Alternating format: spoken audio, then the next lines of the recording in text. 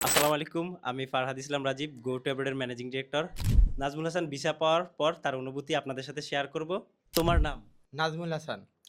Visa পাওয়ার পর তোমার অনুভূতি সবার সাথে শেয়ার করো। আলহামদুলিল্লাহ ভিসা পাওয়ার পর আমি খুবই খুশি। আল্লাহর অশেষ রহমতে আজ আমি ভিসা পেয়েছি। আল্লাহর কাছে লাখো কোটি শুকরিয়া। ভিসা পাওয়ার পর সর্বপ্রথম তুমি কাকে ফোন দিয়েছিলে? যে আমার আব্বুকে কল দিছিলাম।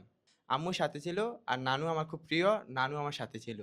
জাপানিজ ভাষা শেখার অভিজ্ঞতা কেমন ছিল? ১ম এ একটু কঠিন মনে হয়েছিল।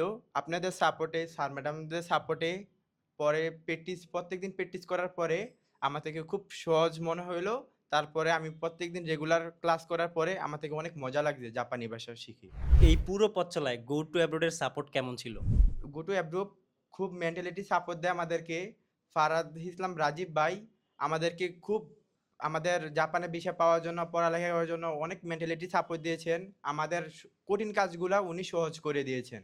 তোমার মতো যারা জাপান যেতে চায় তাদের উদ্দেশ্যে তোমার কি বলনীয়? যারা জাপান যেতে চান তারা রেগুলার ক্লাস করতে হবে। জাপানি ভাষা শিখতে হবে, খুব মনোযোগ সহকারে শিখতে হবে। যারা জাপান যেতে চান তারা শীঘ্রই গোটু অ্যাপ্রুভের সাথে যোগাযোগ করুন। এখানে ভর্তি হয়ে জাপানি ভাষা শিখুন। রেগুলার ক্লাস করতে হবে। ধন্যবাদ সবাইকে। যারা জাপান যেতে চান গো টু অ্যাব্রড এর সাথে যোগাযোগ করবেন। ধন্যবাদ। আসসালামু আলাইকুম।